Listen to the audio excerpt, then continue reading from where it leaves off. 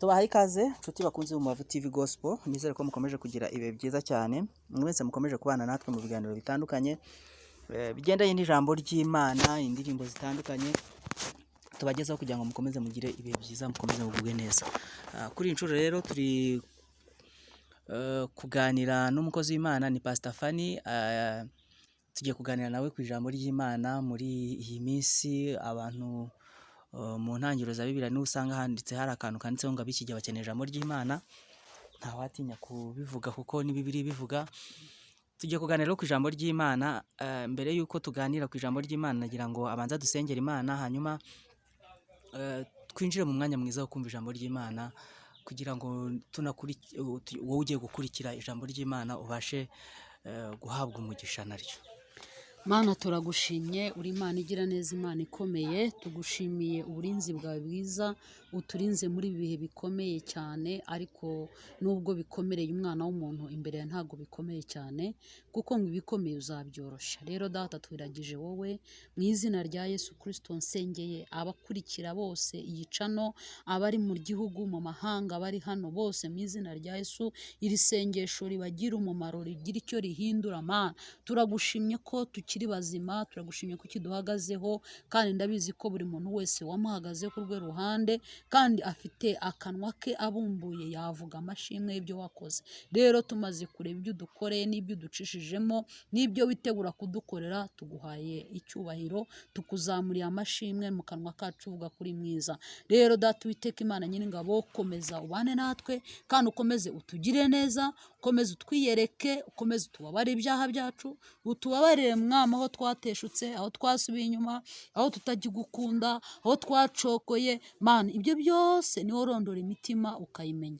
Rero Data, ndakwinginze kugira ngo udukebure, ko niwe ukwiye kudukebura, ariko duciye bugufi dusaba imbabazi, duciye bugufi kugira ngo uturebere mu maso yawe hera, uturebe neza Mwami, utwiteho, ikiganza cyawe cy'umugisha cyongeye kitugarukeho. Reka buri umwe wese uri butege amatwi yicano, kandi Mwami Imana abashe, wari urwaye akire, wari urwaye mu bugingo yongererwa asubizwemo imbaraga, wari urwaye indwara z'umubiri zikire, wari ushobeye Mwami yongera abona ibyiringiro, kuko ijambo tuzanye ni ijambo ry'ihumure, ni ijambo ry'ibyiringiro, kuko ugufiteho Mwami, abagufiteho uri umutabazi. Urakoze rero Mana, mu izina rya Yesu sabye nizeye, amen. Ngira ngo twakomeza n'ijambo ry'Imana. Murakoze cyane, Imana y'amahoro ibaha umugisha. Turanezerewe ku bw'akanya nk'aka ngaka twongeye guhura, kandi tugiye kuganira ku ijambo ry'Imana. Ijambo ry'Imana ni ubuzima, ijambo ry'Imana ni ihumure.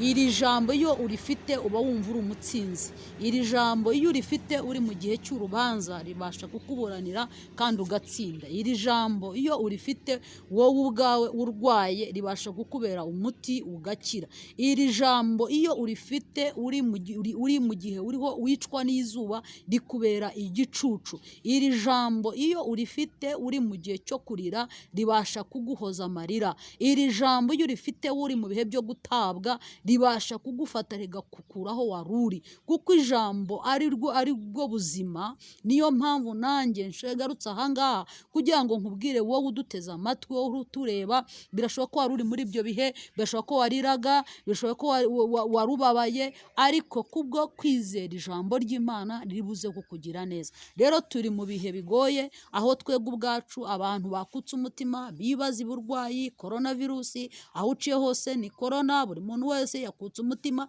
Hari n'abafite ubwoba bitewe n'abari bafite indwara, hari abarwaye za diyabete, hari abarwaye imitima, abarwaye za kanseri. Mufite amakuru avuga ngo iyo korona ibagezeho ngo ntabwo, ngo mwebwe nta nubwo musamba muhita mupfa. Reka nkubwire, nzanye ijambo ritandukanye n'ibyo abantu bababwira. Nzanye ijambo rivuga gukomera kw'Imana. Iyo wowe ubwawe ibyiringiro byawe bishoye imizi mu Mana, nta kabuza yuko Imana yagutabara. Imana izakurengera. Iyo yakurengeye ibishize, aho waciye niho hari hakomeye. N'iki ngiki hari ibitero byinshi, hari ibintu bikomeye byinshi Imana yakwambukije. Rero n'ibi ngibi nabyo iraza kubikwambutsa. Ahubwo wowe ubwawe ijambo ry'Imana rifata gute? Ahubwo wowe ingano uha Imana, uburyo ishobora gukora muri kamere yawe mu buzima bwawe ingana gute? Nufata Imana ukayigira ngari, iraba ngari mu buzima bwawe. Nufata Imana ukayigira umuvuzi, iraza ikuvure. Nufata Imana ukayereka ko ariyo yabasha gukemura ibibazo, ariyo yakwirukana korona turaza kuyishaka tuyibure. Ni uko reka mbabwire kuko dufite umutsinzi wari Kristo, natwe turaza gutsinda. Rero reka tuganire kuri aya magambo ari mu butumwa bwiza bwanditswe na Yohana, ibice byawo 15, turahera ku murongo wa 5. Aravuga ngo ni jye muzabibu, namwe muri amashami, uguma muri jye nanjye nkaguma muri we, uwo ni we wera imbuto nyinshi, kuko ari ntacyo mwabasha gukora mutamfite. Yesu ashimwe cyane.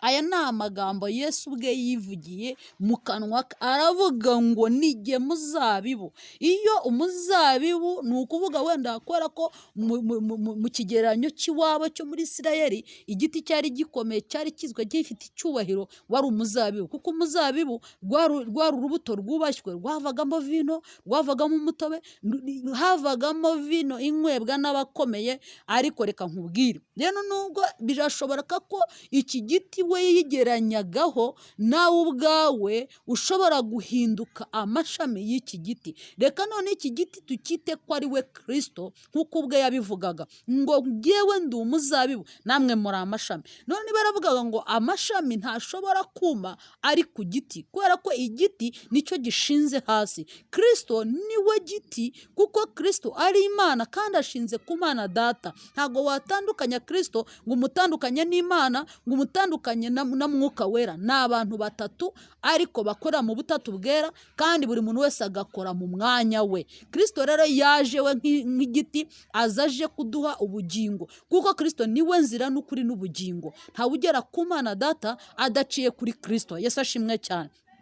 Rero ni ukuvuga ahangaha ubwo arivuze, yitanzeho urugero. Mu yandi magambo, burya iyo umuntu azi ikintu, umuntu ashobora kubuza akavuga ati njyewe iki ndakizi, nta nubwo ninjya kugikora ndakizi, nzi neza yuko iki ngishobora. Umukinnyi w'umupira ashobora kuja kuvuga ati genda umukinnyi w'umuhanga, ndabizi neza ko igitego ndi bugishyiremo. Hari umuntu ushobora kuvuga ati jyewe nzi computer neza, akaba azi ko n'akantu kose kaba n'agakode kagiyemo agakuramo. Rero uwo nguwo yari imbere y'ikibazo kiri mu cyo ashinzwe gukora, ntabwo acika intege, ntabwo apapa. Rero ni ukuvuga rero nawe Kristo arangije aravuga ati njye ni jye muzabibu, namwe muri amashami. Yesu ashimwe cyane. Rero ishami iyo riri ku giti, ntabwo ishami rishobora kuma igiti kitabanje kuma. Ni ukuvuga ngo igiti iyo cyumye, ni ukuvuga ngo n'ishami riruma. Rero niba igiti cyumye, ishami ntabwo rishobora kuba ari rizima. Rero niba Kristo wacu ari muzima, natwe turi bazima.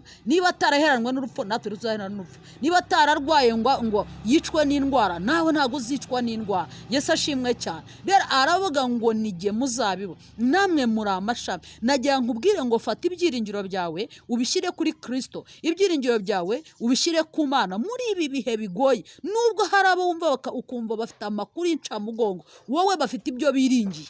Biringiye ibigirwamana byabo, hari biringiye imandwa z'iwabo. Ariko wowe niba wiringiye Imana ya Aburahamu na Isaka na Yakobo, Imana ya Isirayeli, ariyo wiringiye, akari ushora imizi, ntacyo uzaba. Yesu ashimwe. Ndaguhumurije, ntacyo uzaba. Komera, ntacyo uzaba. Nubwo muganga avuga ngo ntuzakira, ariko nje kugira ngo baho, kuko Imana ariyo ikubwira ngo baho. Aho Imana yagusanze niwo uhazi. Nijye nawe nitwe tuza Imana yadukuye. Abantu bashobora kukureba bakakubona hari icyo ugezeho, ariko batazi aho wavuye. Imana yagukuye mu busa nshuti yanjye mwene data, yagukuye mu busa bugoye, yagukuye mu buzima bugoye, yagukuye mu gutabwa, yagukuye mu bupfubyi, yagukuye aho bari baragutaye, bakujugunya bakaguta, ariko irakuzana. Niba yarakurengeje intambara ukaba wararokotse, niba yarakurengeje indwara zaje za mbere ukaba waheze urokotse, harabishwe na mugiga, harabishwe na malariya, harabishwe na sida, ariko n'abishwe na kanseri, harabishwe na diabete. Ntabwo ari uko korona yakwica, uko yakurinze biriya nayo izayikurinda. Yesu ashimwe cyane cyane. Mpera Imana icyubahiro uvuga ngo ndakomeye kuko nshinze kuri Kristo. Ariko nujya hirya ya Kristo uzuma.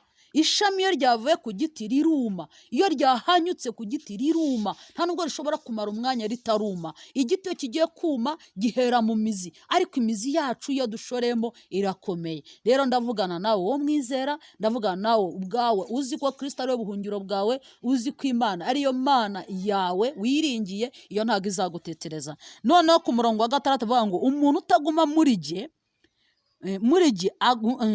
umuntu utaguma muri jye ajugunywa hanze nk'ishami ryumye, maze bakariteranya bakarijugunya mu muriro agashya.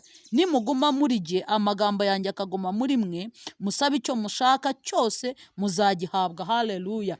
Ngo nguva kuri Kristo akajya hirya, nguwo nguwo ngo aruma, ngo kandi ngo baramufata bakamufata, ngo bakamuhambiranya bakamujugunya mu muriro. Ni ukuvuga ngo iyo wavuye kuri Kristo nta kintu na kimwe gishobora kugutinya. Ibintu byose birakubahuka, ibibazo biraza bikakubahuka. Yego, ntabwo bivuze ko ibibazo bitakubahuka, ntabwo bivuze ko ubusenga kutazahura n'ibibazo. Biraza ariko bije bigasanga ucanye, bita bigenda, ntabwo bigutindaho, ntabwo bikugumaho. Haleluya. Ikibazo kiraza kikakujegeza, ariko wamara kujegeza nawe ukakijegeza, cyaze kikavuga ngo uyu nguyu ntabwo namushobora, cyane za kikagenda. Rero niko umuntu wese ushoye imizi muri Kristo. Ariko nufata wowe ubwa byiringiro byawe ukabikura ku Mana ukabishyira ku bantu, ukabikura ku kintu, ukabikura ku Mana ukabishyira ku kintu, ukabikura ku Mana ukavuga uti ndagowe, noneho isi yabuze igisubizo, turagowe, noneho abahanga n'abakomeye babuze urukingo, turagowe, noneho turashize, urapfa, nta kabuza urapfa,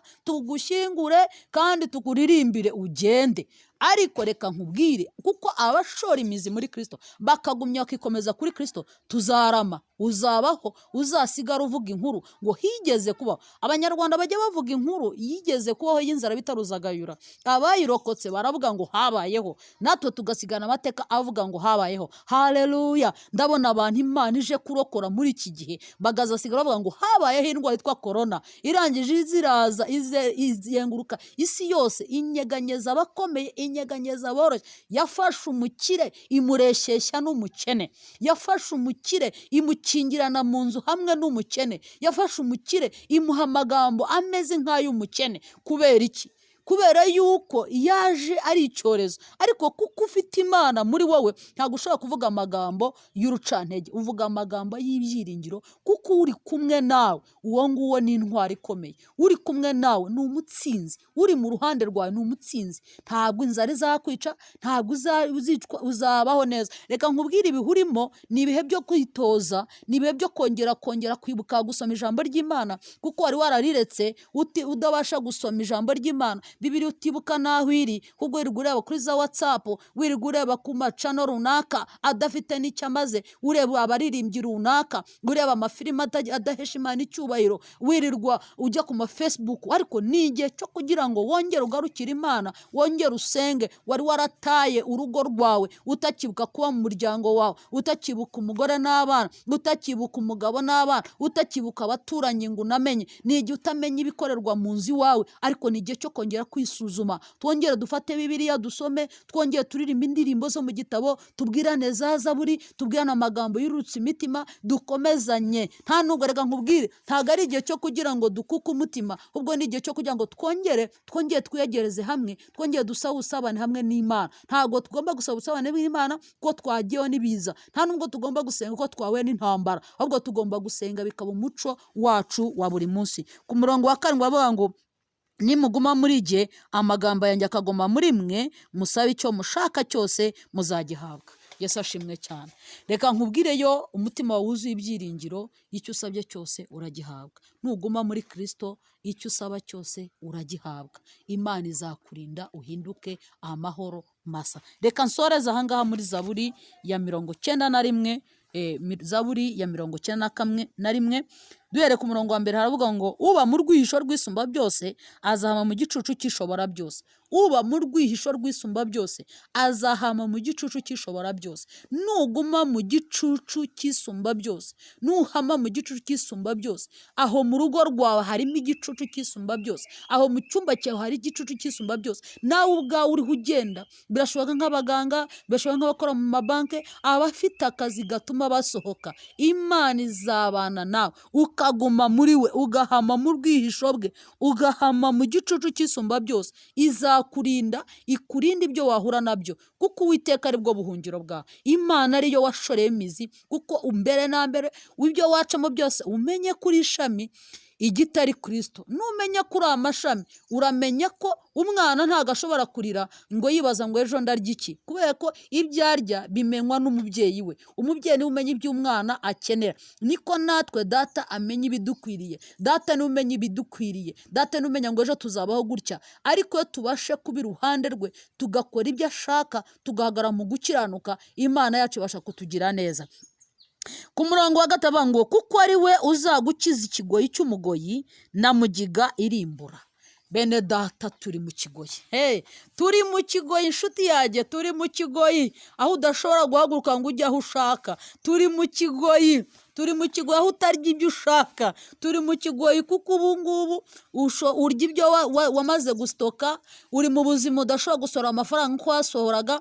Impamvu uri mu kigoyi reka nyikwibutse, ntabwo uri ujya mu kabari nk'uko wakajyagamo abanyumva, nta nubwo uriho wagendaga ukajya muri resitora nziza ukaba wafata ukotsa n'inkoko ukarya, ntago biriho. Turi mu kigoyi nubwo udashobora kujya ngo ujye no mu kabyiniro ubyine. Turi mu kigoyi aho udashobora no kuba wahaguruka ngo usohokane n'abana bawe bajyane ujye no muri pisine koga. Turi mu kigoyi ahantu aho udashobora kujya no kugura umwenda. Turi mu kigoyi aho utagera ngo ngo njye muri supermarket mfata icyo nshaka, usohoka wiruka ukagenda ugafata icyo ubonye ukaza niyo utanakibonye. Turi mu kigoyi aho ibintu byose bishoboka ko ushobora kubaho, ariko ngo izakurinda na mugiga. Haleluya, mugiga irimbura. Nubwo uri mu kigoyi uri mu nzu yawe, nubwo uri mu kigoyi utariho ugenda nk'uko ubishaka, ariko Imana ije kukurinda mugiga. Iyo mugiga iriho ikurinda igushyize mu kigoyi, igushyize mu kigoyi kugira ngo ihakurindire, ngo izakurinda na mugiga. Yesu ashimwe cyane. Hari ibyo ije kukurinda nshuti wowe utazi. Ijambo ry'Imana avuga muri Yeremiya ibice bya 33 umurongo wa 3 avuga ngo ntabaza ndagutabara ngo nkwereke ibikomeye utamenya. Hari ibikomeye wowe utamenya biri imbere iri kurinda, irakurinda ibizaza. Ibyo ubonye uyu munsi ni by'akanya gato, ariko hari ibyo umwanzi ateguye ku buzima bwawe, ariko Imana iteguye uburinzi ku buzima bwawe. Haleluya. Ngo ntabaza ndagutabara nkwereke ibikomeye ubwo utabasha kumenya. Hari ibikomeye utazi nanjye ntazi, ariko Imana ibizi. Imana iturebera hazaza hacu, twe tumenya n'aka kanya, ariko aka kanya ukitwayemo ute, aka kanya nkitwayemo nte. Rero iyo utabaje Imana ibasha kumenya. Nkeka ko ibyo ucamo hari amarenga yabyo, hari ibyo Imana yavuganye nawe. Ku murongo wa 4 avuga ngo azakubundikira amoya ye kandi uzajya uhungira munsi y'amababa ye. Imana irakubundikiye. Si uko urupfu rwakubuze, si nuko ikigeragezo runaka cyakubuze, si nuko nta bibazo waciyemo, hari amadeni wagize kuki bataguteje cyamunara, nuko hari uburyo Imana ikubundikiye. Indwara urwaye kuki itakwishe, nuko hari amababa yayo yakubundikiyemo. Turi mu gicucu cy'isumba byose, turi mu gicucu cy'ishobora byose, turi mu gicucu cy'umuremyi wacu. Uwakuremye akakubumba akagushyira aho ngaho afite impamvu. Niba uzi n'umunsi ashobora kuwukuraho. Reka nsimbuke ngere ku murongo wa 7. Aravuga ngo abantu 1000 bazagwa iruhande rwawe, abantu inzovu bazagwa iburyo bwawe. Ntagira nkubwire ngo ntutangazwe n'abagenda bagusize, birashoboka ko bagenda ugasigara. Bajya bavuga ngo ibuye rijya rimeneka urwondo rugisukuma, kuko Imana igufiteho umugambi ntacyo uzaba. Ntacyo uzaba. Akira ibyiringiro, ntacyo uzaba, kuko Imana igufiteho umugambi. Nta kintu na kimwe ushobora kubaho. Abantu 1000 inzovu bazagwa. Benshi bazagwa, bakomeye bazagenda. Abo wakekaga bazagusiga, ariko wowe kuko washoye imizi muri Kristo Yesu uzaguma uhagaze uri muzima. Imana y'amahoro rero ibampera umugisha. Narinze aya magambo y'ihumure, narinze aya magambo yo kubabwira ngo mukomere, mwibuke ko turi amashami, Kristo ari we muzabibu, ari we giti. Wibuke kuba mu gicucu cy'isumba byose, cyishobora byose. Niwumva baganya ntuganye, ahubwo ube igisubizo cya mugenzi wawe. Imana ibagiye neza. Murakoze abari banteze amatwi. Ugire ihumure, wakira amahoro, amahoro y'Imana abe muri wowe. Wumva ufite ituze, ntago ushobora kuva muri umubiri Imana itabyemeye. Oya, mubo Satani yiba ntago urimo. Ntago ibintu byose bitubaho Imana ijya ibyemera ko bitubaho.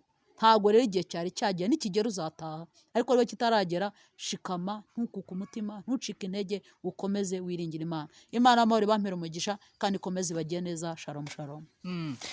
Ku bari bakurikiye rero ijambo ry'Imana na Pastor Fanny, ngira ngo hari umuntu ushobora kuba yafata icyemezo akavuga ati nkeneye ko nsengera, nkeneye ko wajya unganiriza ijambo ry'Imana cyangwa se ukananyobora mu bundi buryo bumwe cyangwa ubundi. Insengero zirafunze ariko ntizizahora zifunze. Nagira ngo ubahe umurongo bashobora gukoresha wenda bagusaba ubufasha cyane cyane bw'amafaranga ubufasha bw'amasengesho. Murakoze. aba aribwo bazajya bagusaba ubw'amafaranga, bajye bagusaba ubasengere babone amafaranga. urakoze cyane. Twebwe dushinzwe guhesha abantu umugisha tukabasengera, ariko n'iyo babonye amafaranga nabyo ni byiza ko n'iyo bayabonye natwe baratwibuka. Amen. Rero nimero zanjye za telefone ni 0788 61 26 04, 0788 61 26 04. Rwose iyo niyo nayo iri kuri WhatsApp, wampamagara tukavugana tugasengana, tukongera tukabwirana andi magambo menshi, tukarushaho kwikoranira imitwaro. Murakoze. Murakoze cyane, turabashimiye. Murakoze.